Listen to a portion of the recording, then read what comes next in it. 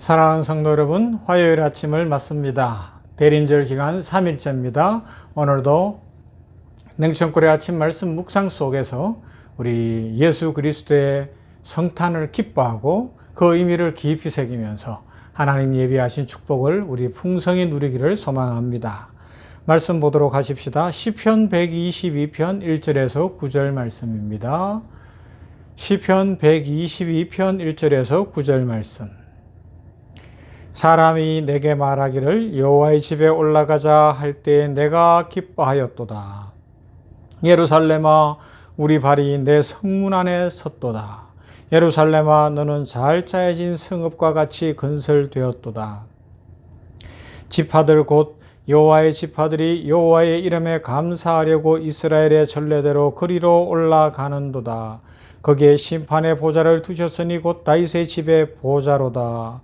예루살렘을 위하여 평안을 구하라. 예루살렘을 사랑하는 자는 형통하리로다. 내 성 안에 있는 평안이 있고 내 궁중에는 형통함이 있을지어다. 내가 내 형제와 친구를 위하여 이제 말하리니 내 가운데 평안이 있을지어다. 여호와 우리 하나님의 집을 위하여 내가 너를 위하여 복을 구하리로다. 아멘. 참 아름다운 시편이죠. 성전에 올라가는 노래입니다. 여호와의 집을 향한 발걸음을 뛰면서 아주 멋진 노래를 부르고 있잖아요. 표면적으로 보면 어때요? 예루살렘 성전 안에 들어가니까 막 너무 기쁜 거예요. 아니, 성전에 간다는 소식만 들었는데 너무 행복한 거예요. 야, 드디어 내가 성전에 가보는구나. 예루살렘에 갈 수 있구나. 그렇게 기뻐하고 막 흥분해서 아마 소풍 가는 그 어린 소녀들의 마음처럼 잠도 못 잤을 거예요. 그러다가 드디어 성전에 들어가니까 예루살렘아 예루살렘아 노래를 부르고 있습니다. 이 절기적으로 보면 이스라엘 백성들이 6월절이라든가 이 3대 절기가 되면 어떻게 해요? 12살 이상 예루살렘의 남자들은 다 성전에 올라가야 되잖아요. 아니 이스라엘의 남자들이 다 올라가야 되잖아요. 그러니까 아마도 그런 추측도 해볼 수 있어요. 12살 되기 때 드디어 이제 하나님의 법을 따라서 성전에 올라가게 된 소년이 와, 내가 드디어 처음 내 인생 처음으로 예루살렘에 가는구나. 내가 예루살렘 성전에 올라가는구나. 그곳에서 하나님을 만나는구나. 하나님이 나를 복 주시겠지. 얼마나 그곳은 좋을까. 막 이런 상상을 하면서 기뻐하는 모습. 그래서 오늘 노래를 부릅니다. 어떻게 해요? 예루살렘아 우리 발이 내 성문 안에 섰도다. 그러면서 거기에 심판의 보좌를 두셨으니 곧 다윗의 집의 보좌로다. 그리고 6절에 예루살렘을 위하여 평안을 구하라. 예루살렘을 사랑하는 자는 형통하리로다. 내 성 안에는 평안이 있고 내 궁중에는 형통함이 있을지어다. 내가 내 형제와 친구를 위하여 이제 말하리니 내 가운데 평안이 있을지어다. 여호와 우리 하나님의 집을 위하여 내가 너를 위하여 복을 구하리로다. 할렐루야. 아멘. 그래요.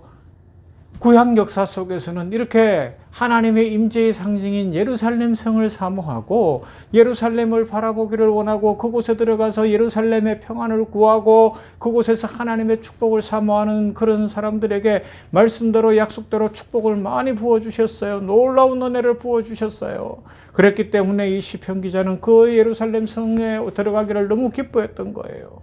자, 이건 12살 이야기도 했지만 또 다른 각도에서 시편 122편이니까 이런 의미도 돼요. 바벨론 포로 생활을 하고 있던 이스라엘 백성들이 드디어 예루살렘으로 돌아오게 된 겁니다. 예루살렘 성에 한번 가보고 그 성전을 다시 바라보고 그곳에 가서 하나님을 경배하는 것이 꿈에도 소원이었는데 70년의 세월이 흘렀어요. 그죠? 70년이 드디어 지나가고 이제 회복되어서 예루살렘 성으로 돌아오고 있는 겁니다. 그러면서 어떤 노래를 부르겠어요? 예루살렘아 예루살렘아 노래를 부르면서 하나님이여 예루살렘의 평안을 구하는 자에게 복을 주실 줄로 믿습니다. 하나님이여 예루살렘에 가서 우리가 하나님을 만나면 다시 회복되는 축복을 주실 것이며 은혜를 주실 줄로 믿습니다. 예루살렘을 사모합니다. 사모합니다. 그런 소망의 노래를 부르는 거예요. 그러니 포로에서 돌아오는 그들의 발걸음은 가진 것 없어도 가벼울 수밖에 없고요. 아, 드디어 내가 예루살렘으로 다시 돌아가는구나. 만약에 10대 때 포로로 잡혀가서 70년이 지나고 80대 노인이 됐다면 그 기분이 어떻겠어요, 그죠? 그 감격은 이루 말할 수 없는 겁니다. 그렇게 이스라엘 백성들은 오늘 시편에서 보여주는 대로 예루살렘에 올라가는 것을 기뻐했어요. 이것을 이제 오늘 우리식으로 영적으로 해석하면 어떻게 되겠어요? 참 성전이신 예수 그리스도를 만나는 것이 그렇게 기쁜 거예요. 성탄절 단순히 어린아이들만 선물 받을까 좋고 무슨 행사하니까 좋고 크리스마스 장식이 만들어지고 트리가 만들어지고 불빛이 번쩍번쩍 하니까 좋다, 이 정도 수준이 아니라는 겁니다. 예수님 때문에, 그 예수님 때문에 너무 좋은 거예요. 너무 좋은 거예요. 그래서 참 성전이신 예수님을 생각하니까 예수님을 생각함으로 어떻게 해요? 오늘 말씀을 바꾸면 예수님을 위하여 평안을 구하라. 예수님을 사랑하는 자는 형통하리로다. 참 성전이신 예수님, 땅끝까지 전하면서 평안의 복음을 전하고 이 예수님을 사랑하는 자는 형통한 축복을 주신다고 말씀합니다. 할렐루야. 오늘 이 냉천골의 아침 말씀 묵상하는 성도들이 나를 구원하신 예수 그리스도를 더 깊이 사랑하고 묵상함으로 말미암아 형통의 축복을 누리기를 바랍니다. 지금 인생이 막혀 있는 것이 없나요? 괴로운 일 많고 염려할 것 많고 두려운 것 불안한 것 혹 있을 수 있겠죠. 그때 어떡하겠습니까? 예수님을 사랑하는 자에게 형통의 복을 주신다고 오늘 말씀합니다. 내 성 안에는 평안이 있고 내 궁중에는 형통함이 있을지어다. 다시 한 번 더 강조하잖아요. 예수님 안에 평안이 있습니다. 예수님 안에 형통이 있습니다. 예수님이 역사하시면 놀라운 기적이 일어납니다. 우리는 그런 기적의 주인공들이 되어야 하는 것이죠. 이것이 성탄절 절기요, 이 대림절의 기간을 보내는 우리 성도들의 신앙의 모습이어야 할 것입니다. 이 땅에 지금 전쟁도 있고 이렇게 많은 어려움이 있고 경제적으로 치열하잖아요, 그죠? 얼마 전에 유럽에 관한 뉴스를 보니까 그 나무로 만든 연료를 떼야 되는데 난로를 쓰고 하기 위해서 그것이 너무 비싸진 거예요. 전쟁 때문에 수입이 안 되고 목재 같은 게. 그러니까 사람이 먹어야 되는 곡물을 거기에 섞어서 뗀다. 깜짝 놀랐어요. 사람이 먹어야 되는 밀과 보리를 땔감으로 쓰고 난로를 피워서 난방으로 쓴다. 이 세상에 이런 일이 일어나서는 안 되는 것 아닙니까? 이때 우리는 어떻게 하겠습니까? 예루살렘의 평안을 구하고 예루살렘 안에 형통의 복이 있는 것을 기억하며 우리 예수님을 전해야 될 것입니다. 예수님을 더 바라보고 예수님 안에서 우리들이 살아가야 되지 않겠습니까? 그런데 사람들은 그것이 목표가 아닌 것 같아요. 많은 사람들이 저마다 이루고 싶은 인생의 목표가 분명히 있습니다. 그 목표는 사람들에게 오르고 싶은 산으로 표현되어지기도 하지요. 건강한 목표, 신앙의 목표는 우리의 삶을 사랑과 믿음과 기쁨이 풍성한 길로 늘 인도하고 우리들을 인격적이며 더욱 성숙된 인생을 살도록 축복으로 이끌어갑니다.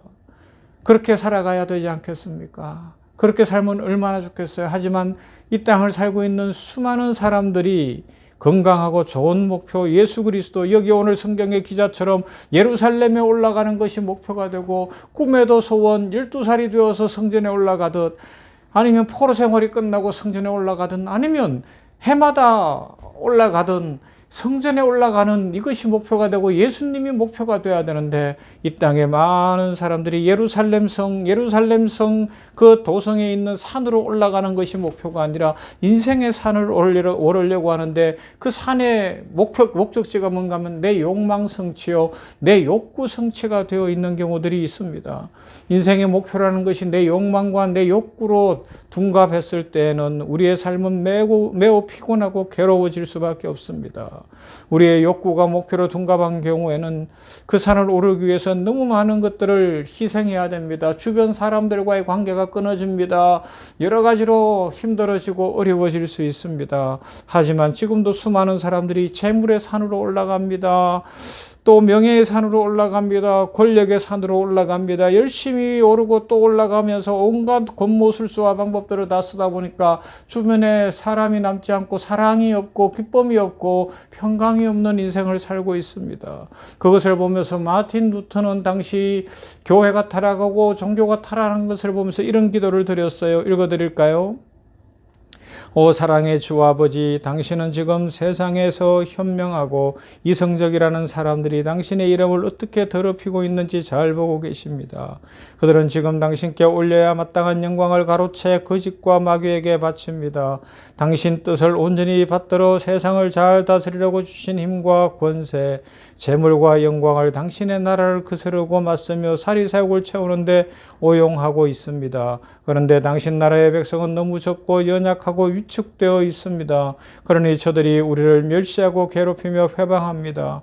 가련한 사람들을 괴롭히면서 자기들이야말로 주님을 가장 잘 섬기는 사람이라고 착각합니다. 사랑의 주 아버지, 이들을 돌이켜 세워주시고 막아주소서. 이들을 돌이켜 당신 나라의 자녀와 지체가 되게 하소서.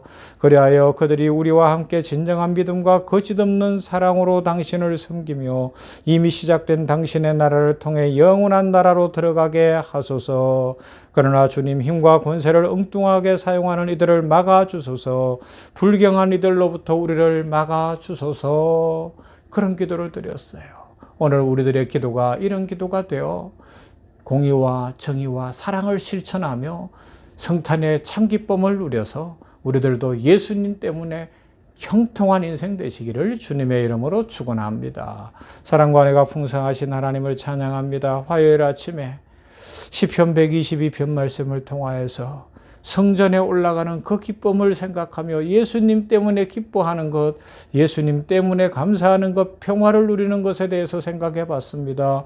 고대 구약시대에는 이스라엘 백성들 중에 12살 된 소년이 처음으로 성전에 올라갈 때 너무 감격이 있고 가슴이 설레었는데, 아버지여, 그 감격을 예수님을 생각하는 이 성탄절에 우리들 모두에게 회복시켜 주시옵소서.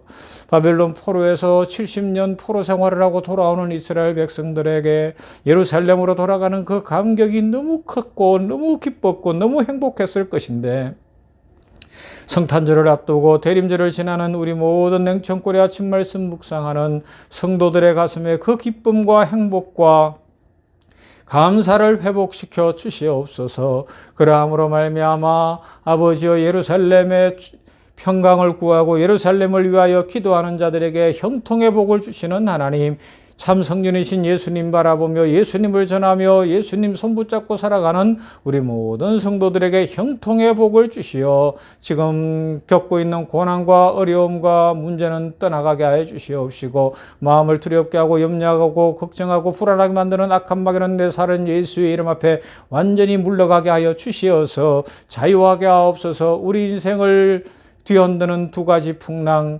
영적이며 육신적인 풍랑들이 마귀 때문에 일어나지 않게 하여 주시옵시고 늘 성령 충만함으로 승리케 하옵소서. 오늘도 우리 성도들의 가정마다 복을 주시고 간절한 소원을 이루어 주시옵시며 우리 성도들의 가정에 하나님의 축복이 넘치도록 복 내려 주시옵소서. 예수님 이름으로 기도하옵나이다.